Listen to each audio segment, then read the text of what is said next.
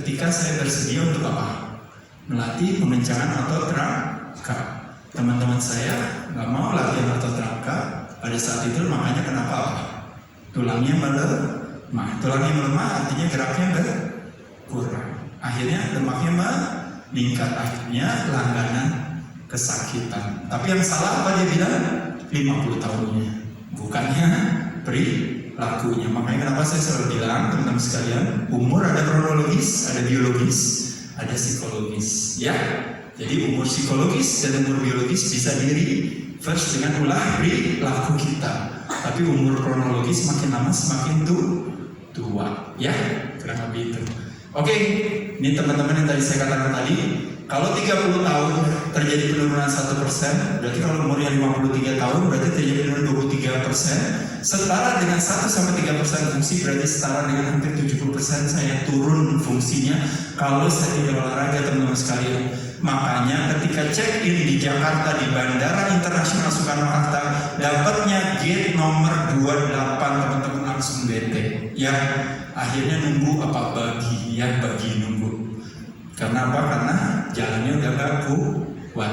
Ya, pada saat di pesawat juga begitu bawa luggage-nya minta tolong pramugari atau pramugaranya untuk angkatin karena kitanya sudah tidak kuat. Teman-teman sekalian, yuk kita harus melakukan aktivitas gerak. Salah satu yang sederhana dengan menggunakan tubuh kita sendiri. Ini kebermanfaatan daripada latihan beban, teman-teman sekalian. Dan ini kita lihat kebermanfaatannya daripada kalau kita tidak gunakan maka kita akan kehilangan. Dengan kita gunakan maka kita akan mengoptimalkannya.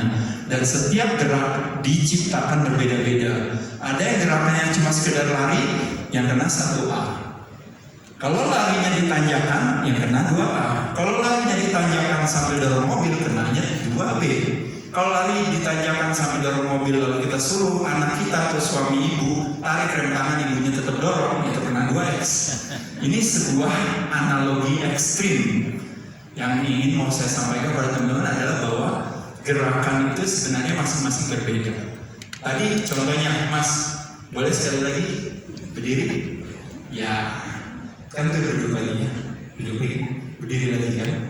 Nah, jadi gampang kan kalau duduk bangun berdiri gampang kan? Kenapa gampang? Karena di kepala Mas asosiasinya adalah saya hanya ngapain? Saya hanya mengangkat bokong saya dari titik A menuju destinasi titik B. Gampang ini. Tapi menjadi lebih susah dengan cara apa? Duduk, Mas. Nah, sekarang saya mau Mas pas naik ke atas, pas naik bukan membayangkan mengangkat bokong ke atas, tapi membayangkan apa? Menekan lantai ke bawah.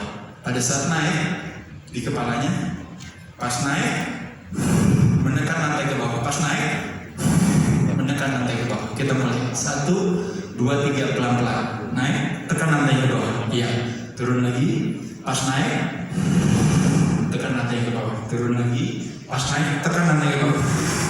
Jangan dihentak, tapi pelan-pelan, tapi seolah-olah kayak kita naikinnya. Oke, kita mulai 1, 2, 3 pelan.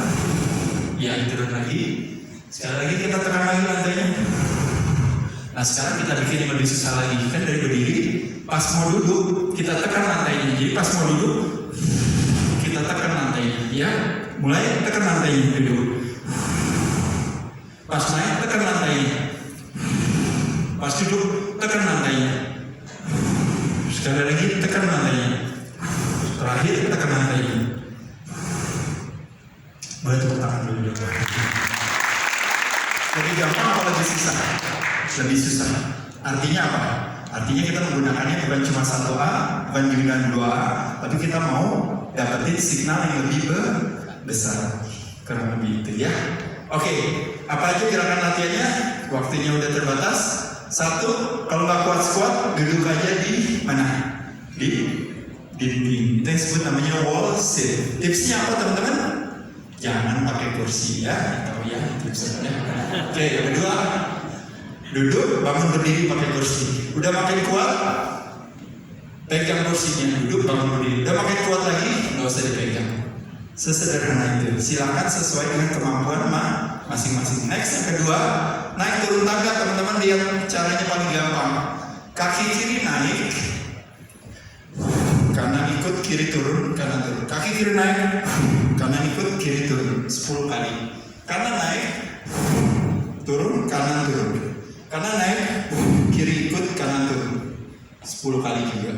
Kalau mau lebih kuat lagi, pas naik kakinya, bayangkan bukan mengangkat bokong ke atas, membayangkan menekan lantai ke bawah. Pas naik, jadi dengan gerakan-gerakan yang sederhana, tapi kita bakar gula. Ketika kita lakukan hal itu satu set aja 10 kali, bayangin apa? Bayangin tadi somai sama pempeknya tadi lumayan 2, 3, 4 piring sendok mulai berkurang. Salah satu kelebihan dari kita latihan beban yang ringan, yang bodoh-bodohan kayak gitu, apa kebermanfaatan kita teman-teman sekalian? Badan nggak perlu memproduksi insulin. Gulanya ngapain? Ototnya diambil sendiri, ototnya ngambil sendiri gula yang beredar tadi. Jadi permasalahan daripada kesehatan hari ini di Indonesia, resistensi insulin. Tapi dengan Bapak rajin latihan beban, maka yang terjadi Bapak meningkatkan sensitivitas insulin. Dengan rajin latihan otot, Bapak meningkatkan kemampuan otot untuk menjadi apa? Menjadi largest site of glucose disposal, tempat pembuangan gula terbesar di badan kita kalau otot kita ya. Oke, lanjut lagi gerakannya. Ini juga sama lanjut. Teman-teman sekalian bisa melangkah ke depan, atau melangkah ke belakang, atau diam di tempat. Teman-teman diam aja, turun, balik ke sini, diam aja. Ibu gak ada kerjaan, ngapain kesini? Bilang aja tadi baru habis makan bakmi ya, daripada ditaruh di lemak, atau harus makan metformin, atau masukin insulin, cukup dengan melakukan aktivitas ini ya. Next, lanjut lagi. Gerakannya yaitu ada push up. Aduh masa deh saya nggak kuat push up, gampang, yaitu adalah di tempo. Udah makin kuat, turun ke bawah. Udah makin kuat, turun ke bawah tapi lututnya yang dijaga. Udah makin kuat lagi teman-teman. Push up yang normal, udah makin kuat lagi, boleh kakinya naik. Kalau ada anak-anak fitness di sini yang latihan, ada di Rai Fitness, ada di Celebrity Fitness, dia pernah latihan namanya chest press atau bench press ya. Teman-teman sama juga gerakannya. Play, cewek paling suka ya, gerakannya nggak ngapa-ngapain, gerakannya gampang gini. Tipsnya, tekan bahunya ke bawah, tarik sikunya ke belakang. Nanti stresnya lebih besar lagi ya. Jadi ini yang disebut namanya statik kontraksi. Apa yang dibakar? Gula. Apa yang dikirim? Signal. Signal buat siapa? Buat tulang, buat otak. Apa yang dibakar? Gula. Gulanya dari mana? Dari tadi baru habis makan bakso, somai, kue tiaw dan kawan-kawan. Ya. Dan yang terakhir, bisa dengan menyentuh mata kaki kanan. Boleh pindah. Bisa juga dengan ini, bisa juga dengan kakinya yang naik. Ini beberapa tips yang bisa dilakukan. Kapan aja teman-teman bisa lakukan. Kadang-kadang setiap 3 jam kalau kadang-kadang kalau orang Indonesia sering punya waktu. Kalau orang Hindu itu trisaniya 3 kali sembahyang sehari. Kalau orang Muslim itu 5 kali sehari dia sholat. Setelah sholat dilakukan. Kalau teman-teman yang Kristiani misalnya sekelar berdoa, teman-teman mau lakukan 1-2 set boleh juga. Iya. Ini beberapa variasi kombinasi rotasi program kardio. Teman-teman bisa jadikan ini juga. Dan ini terakhir, nggak gerak dia ya. Mestinya pakai itu ya. Ini PDF ya. Kurang lebih itu terakhir teman-teman sekalian. Saya cuma sampaikan waktunya karena udah mepet. Selain gerak badan, selain gerak mulut, ternyata kita juga harus gerak nafas ya. Makanya kenapa kalau di gereja kita bernyanyi puji-pujian ya.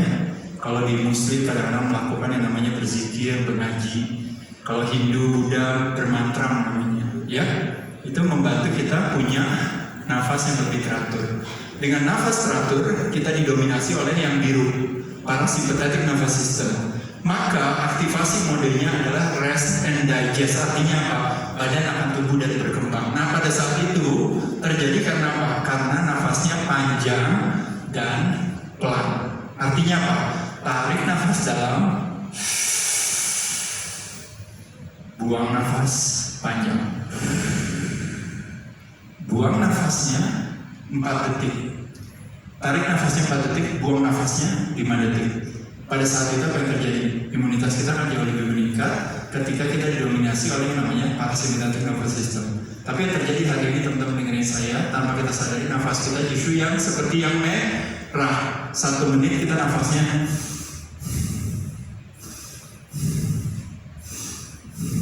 tarik cuma 2 detik, buang 1 detik, tarik 2 detik, buang 1 detik. Apa yang terjadi teman-teman sekalian? Akhirnya 1 menit kita bernafas 20 kali. Padahal yang baik 1 menit kita bernafas harusnya 6 kali.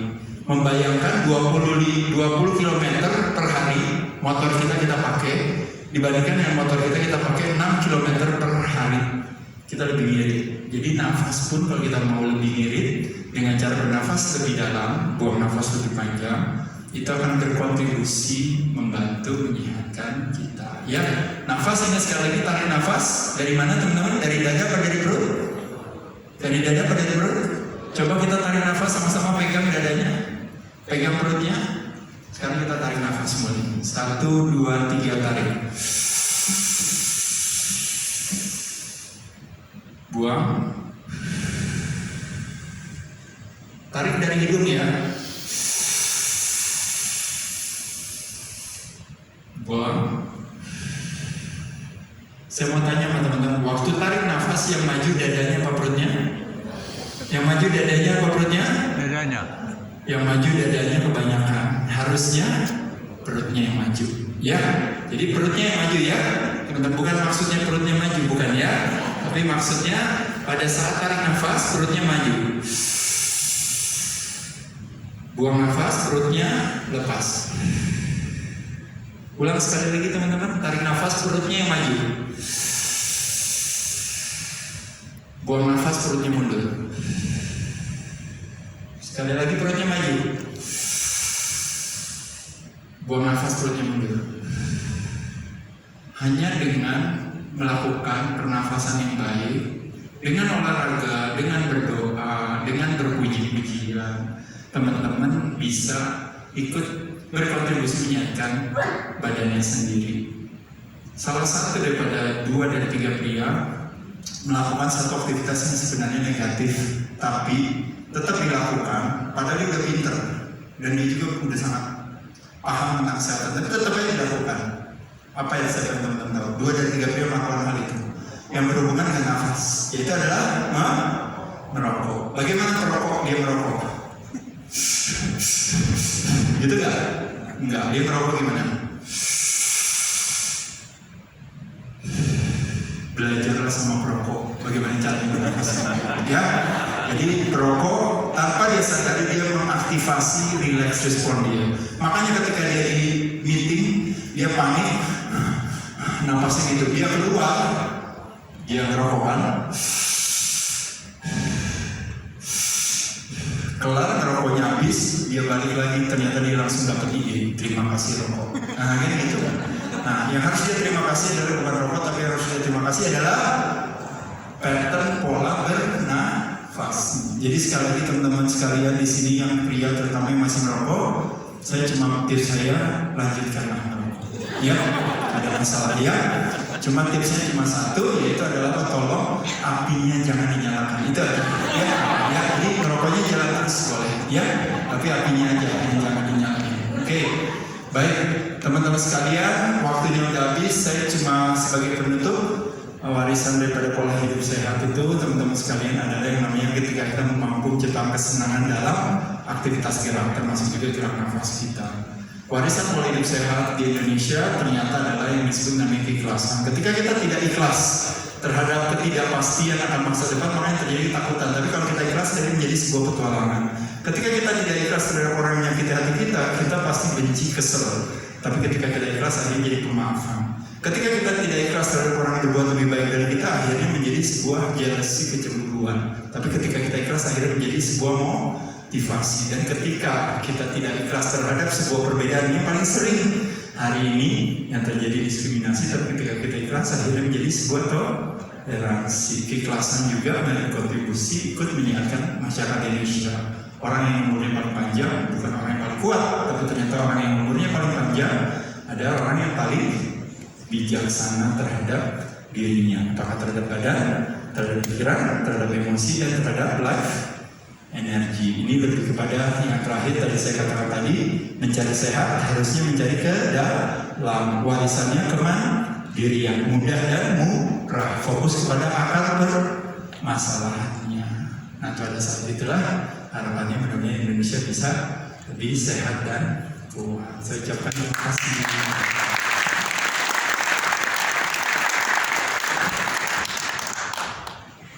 Silakan Mas Ade duduk dulu. Terus boleh kasih tepuk tangan kembali untuk Mas Ade.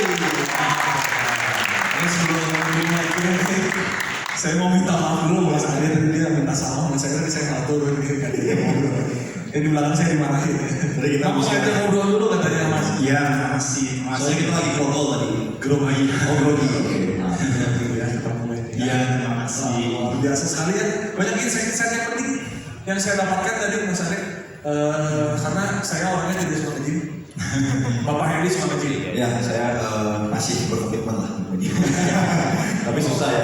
Nah, ada pertanyaan dari Peter nih, coba. Ya mungkin sebelum saya jawab pertanyaannya, tapi itu tadi juga yang menjadi pernyataan dari teman-teman tadi ya. Jadi sekali lagi kan kita nggak pernah bilang bahwa ibaratnya oh iya dia yang senang berdoa, bukan kalau saya orang yang suka berdoa sih gitu ya. Jadi berdoa itu adalah bukan sebuah tujuan atau sebuah hobi, tapi itu adalah sebuah metode yang memang kita lakukan yang akhirnya nanti konsekuensinya adalah ketenangan hati yang kita dapatkan. Apalagi kedekatan kita juga dengan pencipta kita misalnya. Nah jadi sebenarnya kayak nge-gym tadi itu sebenarnya metode juga. Jadi ada istilah mengatakan gini, kalau rambut kita bisa selalu rapi, nggak ada gunanya kita harus nyisir. Kalau badan kita bisa wangi, nggak perlu juga kita harus mandi. Kalau seandainya kita tiap kali buka kulkas ternyata uangnya ada terus, ngapain kerja juga ya, santai aja ya, uangnya udah banyak juga. Nah jadi teman-teman sekalian, bukan masalah kita olahraga, mau nge-gym, ngatur makanan dan sebagainya. Tapi problemnya adalah kalau kita tidak melakukan itu, nanti konsekuensinya yang harus kita hadapi sendiri, yaitu adalah kesakitan yang menjadi, kalau kita bilang nanti ganjarannya terus lagi. Berarti saya juga tadi pikir bahwa berarti nggak perlu nge-gym, karena tadi Mas Ade kan mengajarkan ada squat, itu kan bisa dilakukan di rumah sebenarnya. Dan itu sangat gampang sekali gitu. Betul. Ya kalau nge-gym memang seolah harus ke gym gitu. Betul. Tapi sebenarnya aktivitas nge-gym itu bisa dilakukan di rumah. Makanya kenapa ada istilah orang bilang gym kita adalah badan kita sendiri. Ya, quotes of the day ya, gym kita. Silakan Bapak Hendy, gimana Bapak Hendy?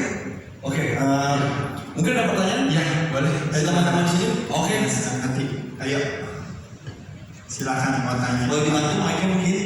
Jangan malu-malu ya, teman-teman. Ada istilah mengatakan malu bertanya sesak di celana. Ya.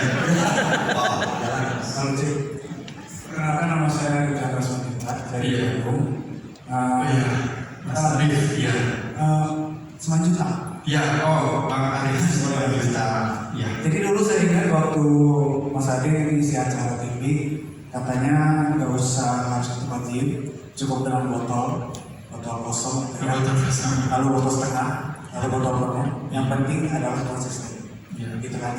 Jadi menurut saya dari situ saya menangkap konsisten itu kunci utama gitu. Jadi kebiasaan-kebiasaan di slide yang tentang kesenangan itu bisa terjadi gitu ya.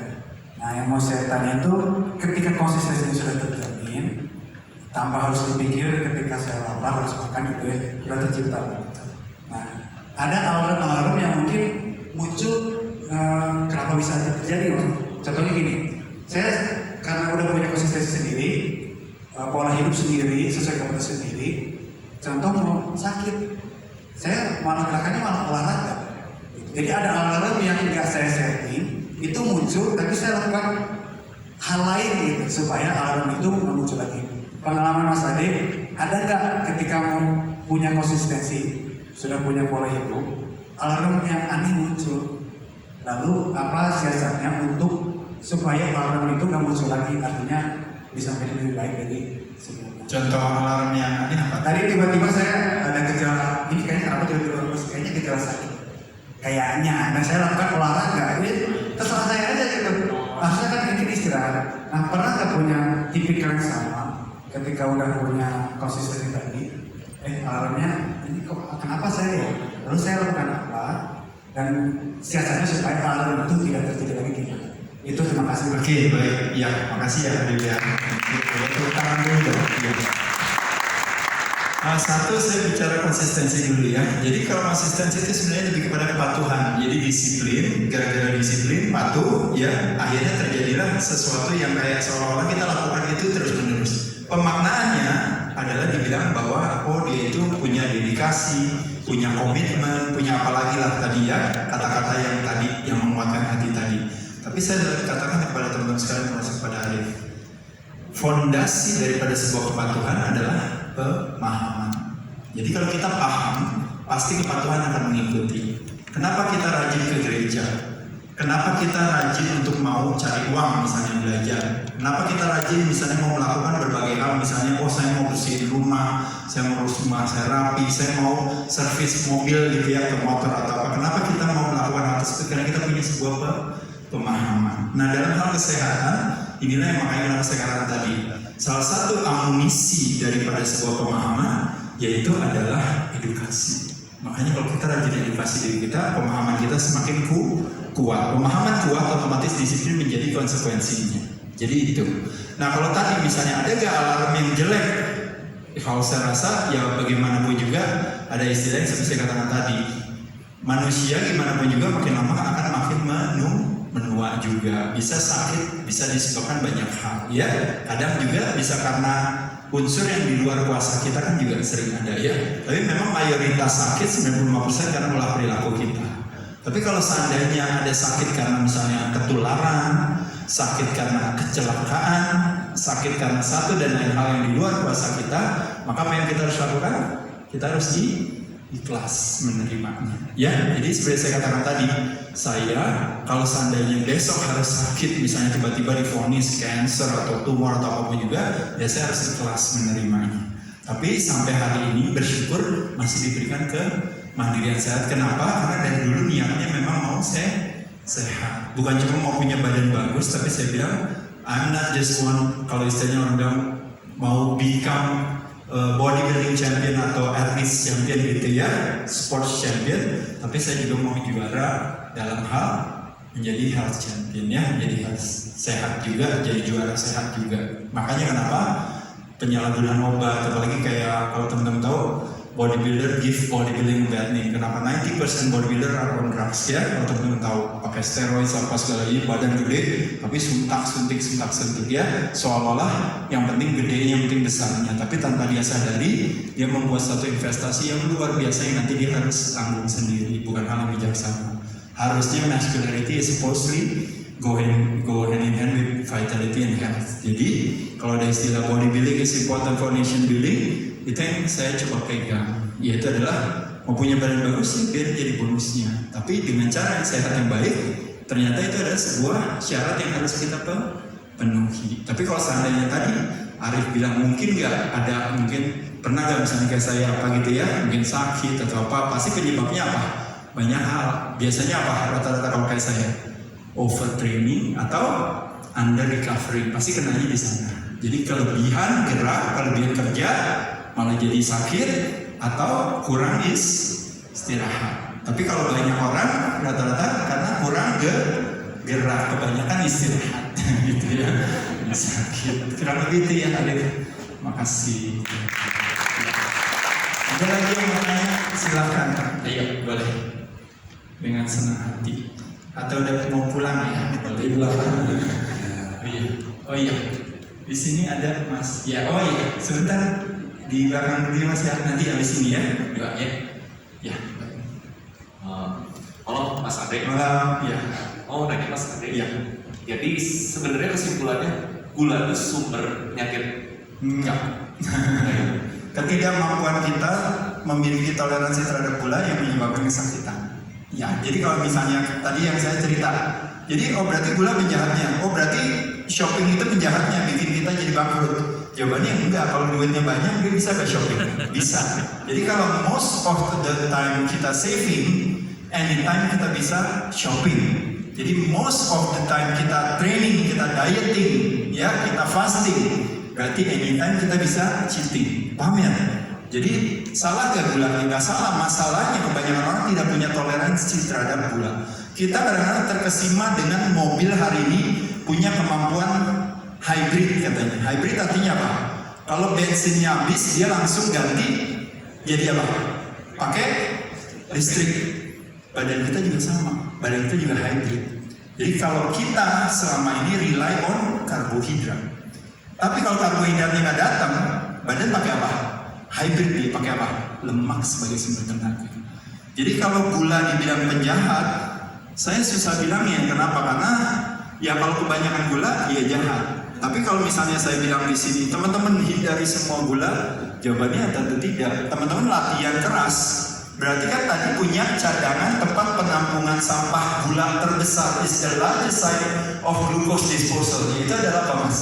Skeletal muscle kan? Berarti dia bisa gak punya toleransi terhadap gula? Bisa, gak apa-apa juga. Gitu. Oke, Mas Ade. Ya. Saya ada 2 lagi pertanyaan. Ya, silakan. Yang pertama, kalau misalnya seseorang mengurangi diet karbo, istilahnya mungkin karbonya 10% atau enggak totally hilang, Ya. dia bakal makan full protein. Ya. Efeknya ke ginjal apa? Karena kan ginjal jadi kerjanya berat mas. Oh enggak.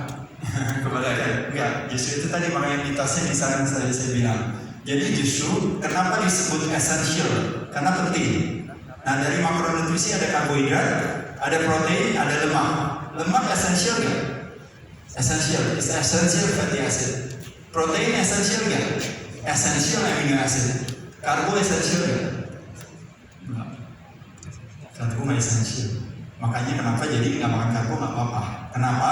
Karena badan punya kemampuan untuk menggunakan protein. Kalau kelebihan akan jadi apa? Jadi glukos juga dipakai jadi gula juga. Lemak cadangan energi dipakai buat tenaga juga. Jadi ketika kita cut karbo, oh jadi kerja ginjal jadi bermasalah? Sebenarnya enggak.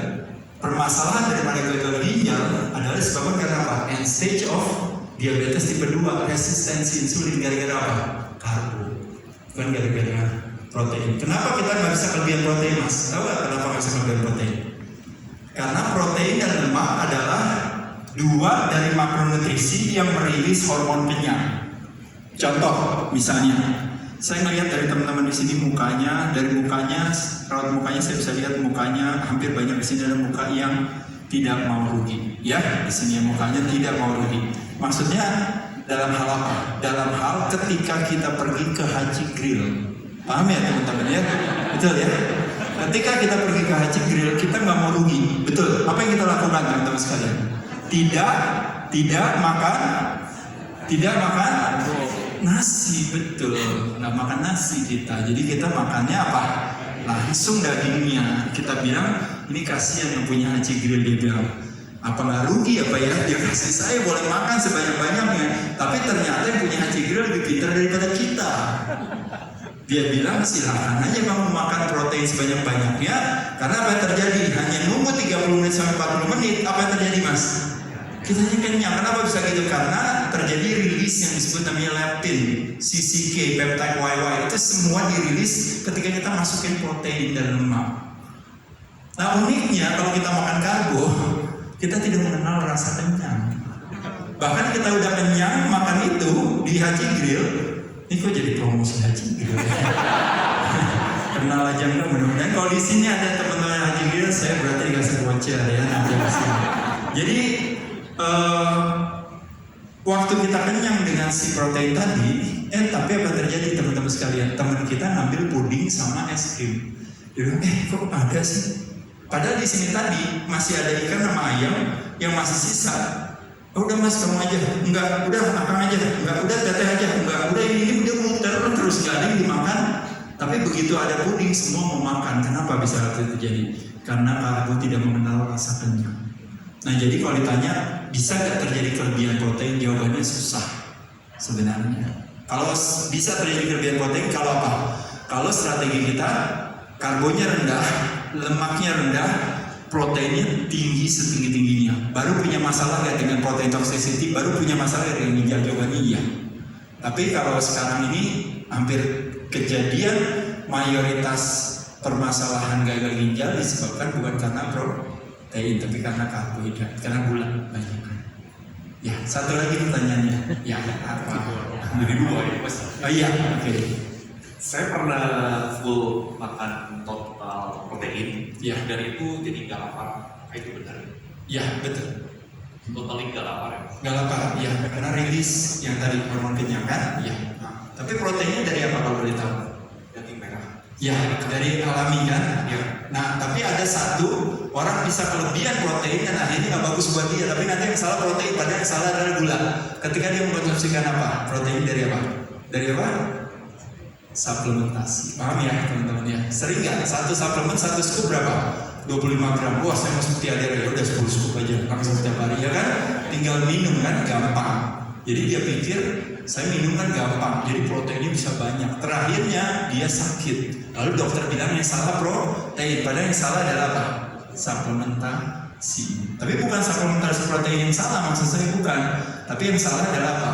Ketika kita tidak rely on yang namanya makanan sehari-hari. Karena makanan alami, real food, solid food itu memiliki kecerdasan sendiri untuk bilang kita supaya udah cukup ya kurang lebih itu. Dan lemak datang dari protein. Ikan ada lemaknya nggak? Ada. Ayam ada lemaknya nggak? Ada. Sapi kambing ada lemaknya nggak? Ada. Bagus sekali ya. Telur ada lemaknya nggak? Telur ada putih ada kuningnya. Jangan dimakan apanya? Kulitnya ya. Kuningnya boleh dimakan ya. Oke. Ya. Satu lagi berarti ya. Pandangan Mas, kalau sekarang kan ada beberapa gear yang ketok, gear mayo, dan yang lainnya. Menurut Mas bagaimana? Ya, kalau menurut saya semuanya sah-sah saja teman-teman sekalian. Sekali lagi, balik lagi, kalau yang namanya indikator daripada diet, sekali lagi apa teman-teman sekalian? Ingat sekali lagi, satu indikator daripada diet adalah diet tidak boleh menciptakan terjadinya resistensi insulin. Satu. Dua, diet tidak boleh menciptakan terjadinya fluktuasi gula darah. Diet tidak boleh menciptakan tidak sampai terjadinya kayak tadi misalnya jadi akhirnya makannya kita jadi kebanyakan juga. Diet tidak boleh menciptakan kita jadi secara kualitas tenaganya tiba-tiba mendadak jadi turun, kita jadi lemes, jadi capek, bukan hal yang bijaksana. Tapi kita strategi diet adalah apa? Sebuah metode, substansinya sehat. Jadi jangan terperangkap di dalam sebuah metode lupa memahami substansinya. Jadi jangan jadi diet sebagai agama, nggak boleh ya. Kita udah punya agama sendiri ya teman-teman ya. Jadi kalau diet biarin aja jadi metode. Sekali waktu saya mau pendekatannya karnivor saya mau lakukan ya. Sekali waktu pendekatannya saya bilang aduh kayaknya saya mau kasih sedikit mungkin detoksifikasi dengan saya bilang kasih kesempatan kepada badan biar rileks sejenak. Saya plan based diet untuk sementara 3 hari ini supaya tidak perlu harus menciptakan tingkat keasaman yang terlalu tinggi untuk mencerna si mineral, protein dan sebagainya. Akhirnya saya kayak itu. Tapi sekali waktu yang plan based bilang, saya mau sekali-sekali mau masukin ikan, masukin supaya saya dapat profil amino acid yang lebih lengkap, boleh juga. Sekali waktu saya bilang saya mau low carb diet, sekali waktu saya mau high carb diet tapi mau low fat diet. Teman-teman silahkan mainin aja, kayak strategi. Teman-teman sekali waktu mau latihan kaki dengan belajarnya taekwondo, latihan mukulnya dengan belajarnya boxing. Sekali waktu teman-teman bilang saya mau mukul dari kaki